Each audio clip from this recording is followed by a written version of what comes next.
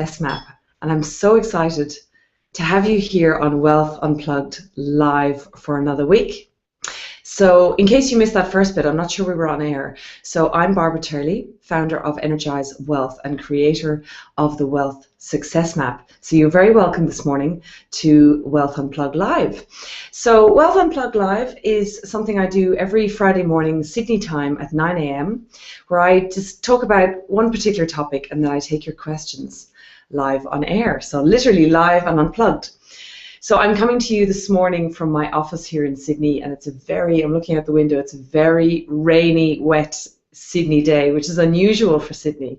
But it's not a bad morning to be inside in my office and taking your questions. So what we're going to talk about today is wealth block number 3 for women. So over the following few weeks, and we started a couple of weeks ago, we've been doing this wealth block series because a few months ago, I did a survey of all you gorgeous women out there, and I asked you what were your main issues and concerns when it comes to money, wealth, investing, and I got amazing answers back, and they helped me to formulate this PDF I have, which is called the 10 Wealth Blocks for Women. So if you want that PDF, you can get it over on my website at energizewealth.com. So last week we did the wealth block of trust, and in our first week we did fear. So today we're going to talk about the wealth blocks of overwhelm and confusion. So as I'm talking today, if questions pop into your head, please just put them in the chat roll below. How you sign into that is you can sign in using either Facebook or Twitter. And I find it's best if the question pops into your head, just pop it in there as you think of it, and then I'll go to questions just at the end. Okay, so let's get started. So overwhelm and confusion around money and wealth. I know we all feel that, and trust me, overwhelm is something that I definitely suffer from as well. And as women, I think overwhelm is just part of our daily lives. As women, we're not very good with dealing with that. But the issues around when it comes to money and wealth, overwhelm and confusion, they cause total paralysis. And when we get paralyzed, it causes fear. And what ends up happening is we do nothing. So this is why so many people have issues with creating wealth, managing their money, investing, even when it comes to business wealth and making decisions. Because you feel overwhelmed and totally confused by what's going on and unsure, you end up doing nothing. And as I spoke about last week, action is the antidote to fear. But when we're paralyzed, we can't take action. And therefore, we end up having no success. And we wake up in 12 months' time and we wonder, why are we still in the same place that we were last year? So overwhelm and confusion are a big deal to deal with. So basically, let me see. So the 3 points I've made to talk about today, the 3 key things that cause this. So the most simple one is the first one. Lack of attention to detail, lack of attention to and organization of our finances. I know this is so boring. Everyone's thinking she's going to talk about budgeting, but not really. It's more just a lot of us are like ostriches with our heads in the sand, and bills are coming in, money's coming in and going out, our credit cards are all over the place, we've no idea what's going on, and we don't want to look at it because of the overwhelm. And because we don't want to face the truth. Now, I can totally understand that because a lot of us are struggling with debt. We have no savings.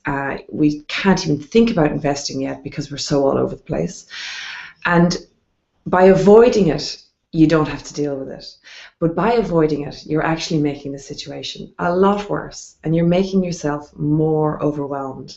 So what do we do about this? How do we solve this problem? The easiest way to solve it, a lot of people would say it's budgeting, it's tracking, it's all these things, but that's actually a bit overwhelming in itself. So the first thing I want you to do to get past this issue is to sit down, maybe on a weekend, maybe like a wet weekend, like what we have in Sydney today.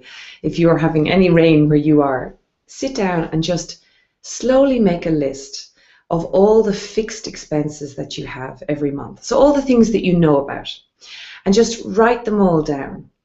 And don't forget things like magazine subscriptions that you have, gym memberships that you potentially never use. Just don't forget anything on that list. Next step, another fixed cost that we have is shopping. But it's not a fixed one really. It's something that we need to do every week, but it's very difficult to know how much we're spending every week. So over the following 4 weeks, I want you to, every time you go to the supermarket, I want you to keep all those receipts. And in 4 weeks' time, I just want you to take them all out, and I want you to tally up how much you're spending at the supermarket so that you can get an idea of what your actual shopping bill is to add to that fixed cost list. When you've done that, I also want you to put in a figure for things like debt repayment. So if you have credit card debt, I want you to start thinking about how much can you afford every month to pay back on those credit cards. And I want you to factor that in as a fixed cost, and I want you to automate it like a direct debit or an immediate payment every month.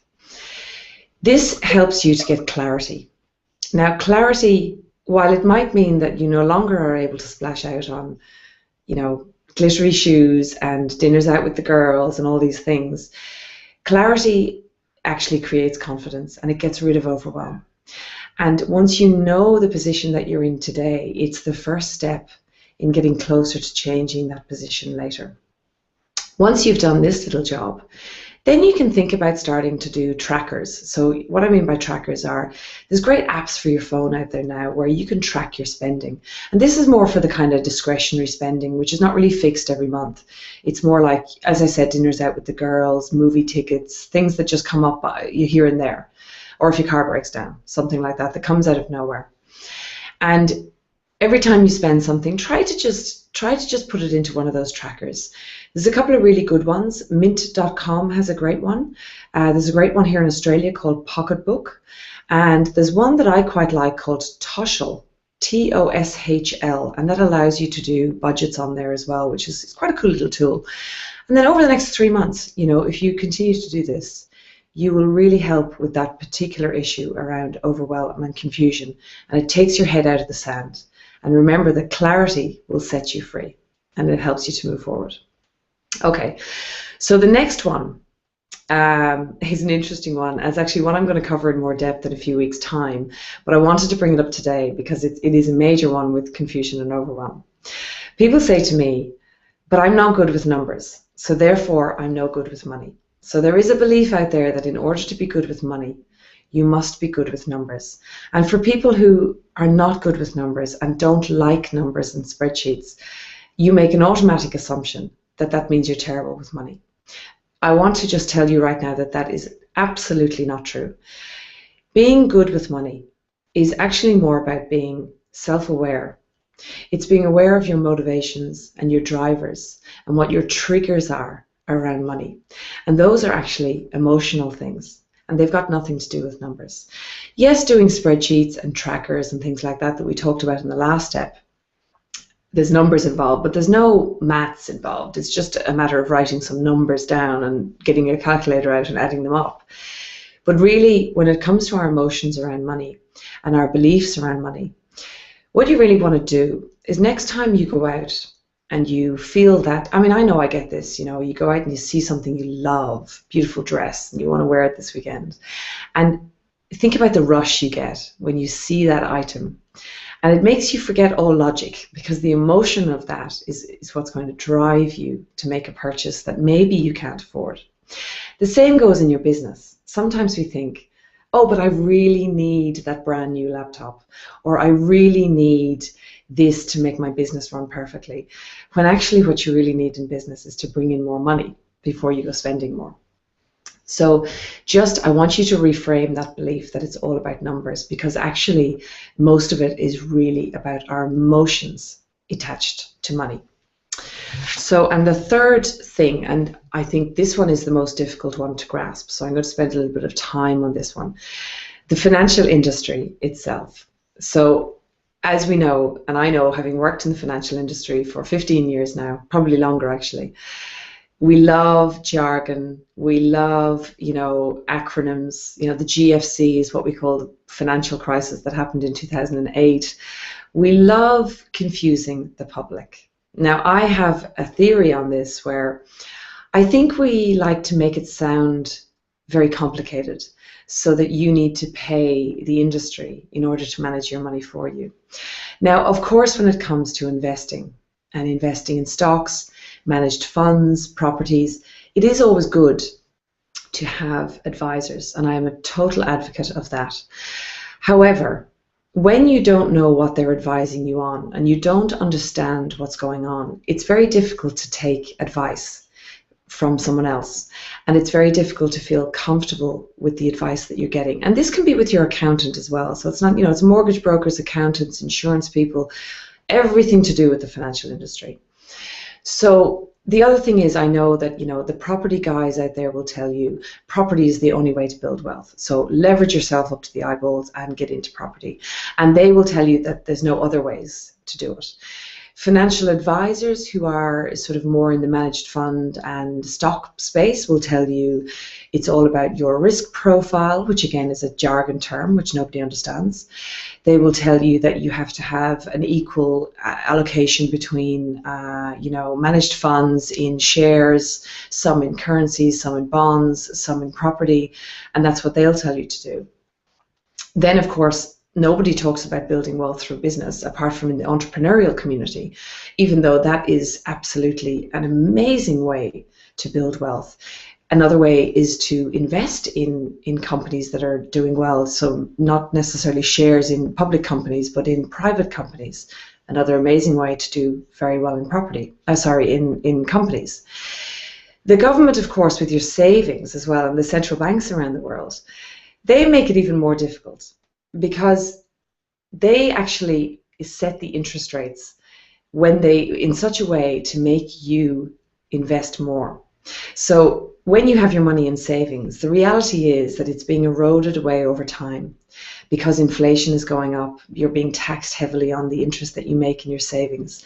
And what the central banks around the world are trying to do with that is they're trying to force you into the investment markets to get a higher return, which is, of course, better for you.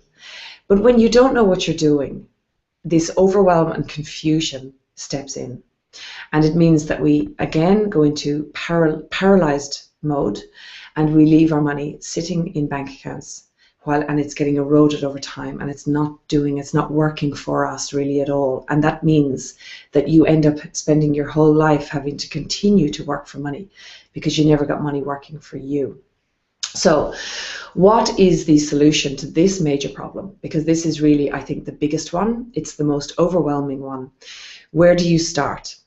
So one of the reasons that I created the Wealth Success Map is because I realized that this is a major problem for particularly women. A lot of you out there have no idea where to start.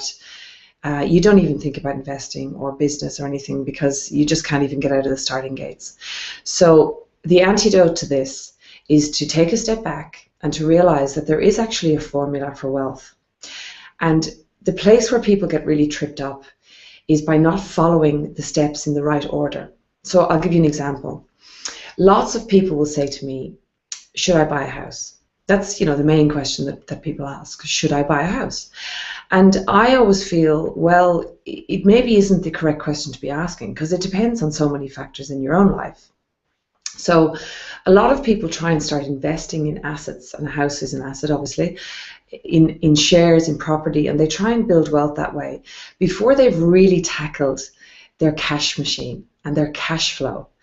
And what happens is sometimes, let's say you have your own business and you're not growing fast enough, you haven't given your business the right attention, and you've gone out and you've spent big on a big mortgage. It all looks fine for a while. Then the economy changes tack, interest rates change, your business starts to take a bit of a tumble because, nothing might not be your own fault, could just be the economy. And before you know it, you're running into serious difficulty with the mortgage that you have. And sometimes you end up having to sell a property at the wrong time, not because it's a bad asset, but because you ran out of money. Now, this happens to people in the corporate world as well. They might have a great job, but what happens if they lose that job? And this happened in the financial crisis. And this is when, you end up selling assets, perfectly good assets at the wrong price because you can't afford to sustain the asset. So it's really important to think about the sequence of how you're doing things as well. So I talk all about that in my 7-step wealth success map. If you go to energizewealth.com, it's well worth downloading that. You can get it on my homepage if you put your name and email address in, and I will send you 7 short videos that actually teach you each of the steps that you need to take in which order. And it takes away a lot of the stress and the overwhelm, and it gives you a roadmap from which to build from. Now, obviously, when it comes to investing, there's more to it than just, a couple of steps. There's things you need to learn, but it gives you the foundation, and it gives you a great place to feel relaxed about it and to feel like, yeah, this is something I can do. I kind of know what I'm doing now, and I'm okay to take the next step and to learn some more. So I would encourage you to go and download that today if you can. So let's see, we're going to open it up to questions now, because I think I've rabbited on for long enough about that. So if anybody has any questions, just go into the chat roll below, if you can see that on my website, and you log in with either Twitter or Facebook, and you can ask a question in there. So I'll just give it a second to see has anybody got any questions.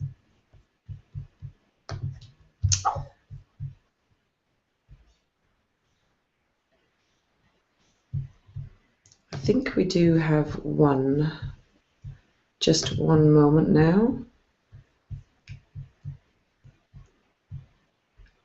Okay, so Melissa asks, Melissa asked a question about what we talked about last week. She had sent me a question that we didn't get to address last week. She talked about whether, we were talking about trust last week, and whether, what the steps are, what if you don't trust your partner with money? So that's an interesting one in relationships. It's a tricky one, actually. And I'll give you an example of someone I was coaching a while ago where this issue actually came up. And what transpired was she had said that her husband, unfortunately, she was trying to keep control of everything, and she was tracking everything and all that sort of thing. And he was going wild spending money. And we really had to dig deep to get to the bottom of this, because this is more of an emotional issue than a money issue, or even a trust issue, actually. And when we dug a little bit deeper, he wasn't there, but with her we dug a little bit deeper. And what transpired was that he actually was he was running his own business, and he was actually quite unhappy running his own business. And it also transpired that she was working for someone else, and she was quite unhappy with that. She actually wanted to run her own business. So both of them were actually feeling like neither of their needs were being met, and it was causing huge angst in the relationship. And I think the only way that his attitude was, well, it's my money, I want to go out and spend it because I just, I hate my job, I hate what I'm doing, and I need to feel free. And she was saying that he was blowing up all their plans, and it was his fault that they weren't getting where they wanted to go. But this issue really was more about sort of figuring out how they were going to deal with the emotional issue that they were both feeling. Because, again, like I said earlier, these spending money or spending too much money is more related to emotional issues than anything else that I see. So they had to find ways where really, I think they had to probably swap their roles and have a think about why.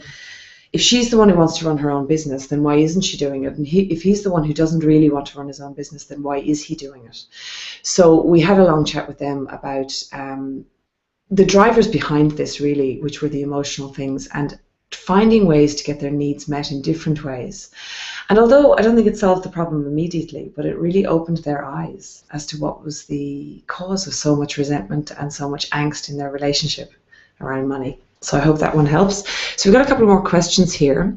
So Evie asks, at what stage do you feel women should consider starting up their own investment portfolio? Evie, that's a fantastic question. So what I really feel is that there's two things here. Number one, if you're running your own business, I want to stress that when you're running your own business, if you've just started up or you're in a few years, you already have your own investment portfolio because you've invested in your own business. Now, there's 3 ways that you can make money in this world. The first way is that you can physically work to make money. And that's usually when you either work for someone else or you work in your own business, but you're the one doing all the work at the moment. The second way that you can make money is your business can make money for you. So when you get a business running and you start to get it sort of on autopilot or leverage it in some way so that it's not just you bringing the money in, then that's sort of the second phase of how you make money. And the third way is that your money can make money. And this is when you start investing in property, shares, different types of assets. So what I would say to you is, if you're running your own business, remember that you've already invested.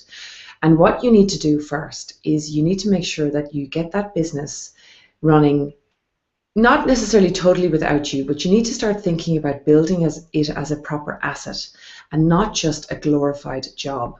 Because if you're doing all the work and you can't go away on holiday or you can't leave the office for a day, then although you're running your own business, you're really working for the worst boss in the world, which is yourself. So I want you to think about the investment you would make here would be investing in getting your systems and processes in your business right so that it's all streamlined in the back office, and getting it leveraged in the outside world so that you can sort of step away a little bit and start working on the business and not so much in the business, which is what usually trips us up. If you are not running your own business, then you can start investment portfolios with really small money. You can start investing. You can go to your local bank. They can really help you to start every month just putting a bit away and thinking about getting some advice on that. And I would go to a financial advisor for that.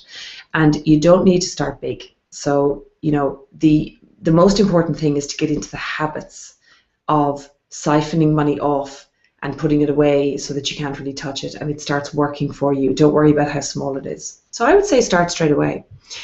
Next question. We've got a good few questions here. So Melissa asks, I always panic with my husband over money. Oh yeah, this was the question we answered before. Thanks, Melissa.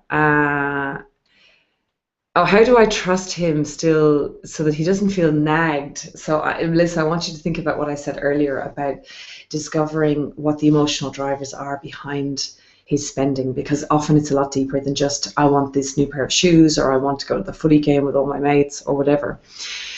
So Melissa also asks, what are the best starter investments for entrepreneurs that don't know much about the investment market? So again, that's a great question. And like I said, I think you have to be careful when you're in your own business.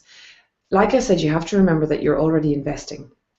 And I think that one of the best investments that you can, if you're a business owner, one of the best initial investments that you can make is in learning how to make sure that your business is a true investment asset and not just a job.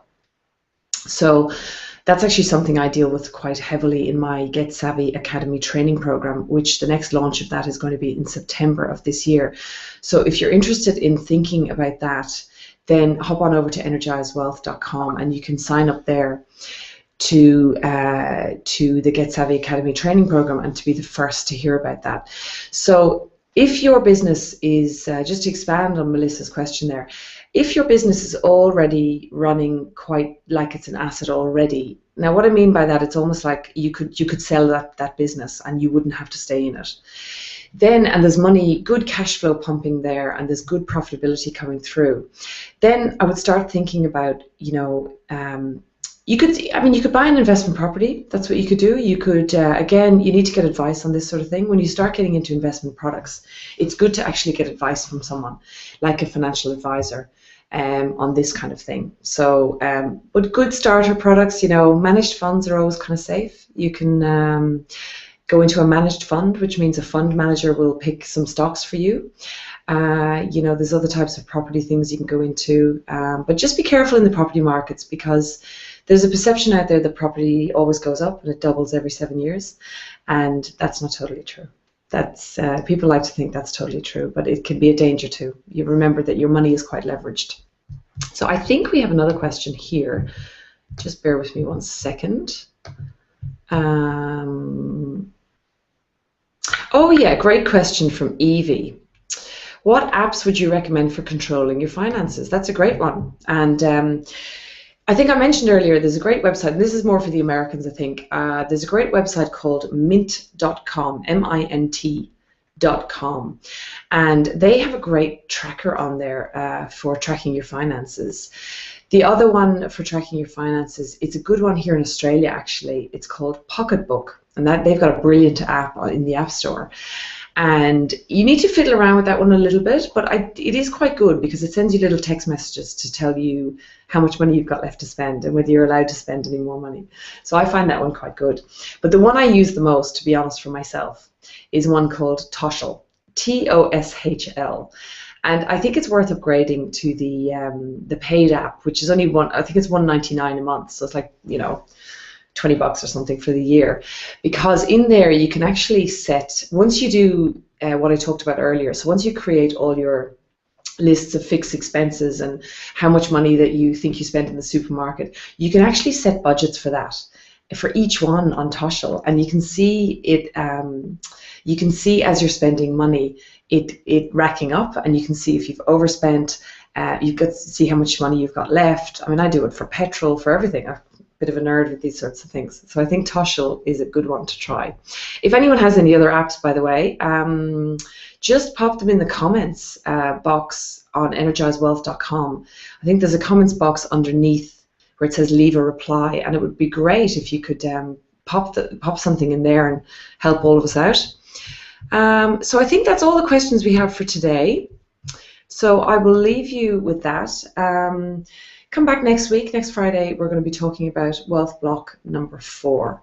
So I'm not sure what that one is actually, but we'll have it up on the website this week. And remember to download your 7-step wealth success map.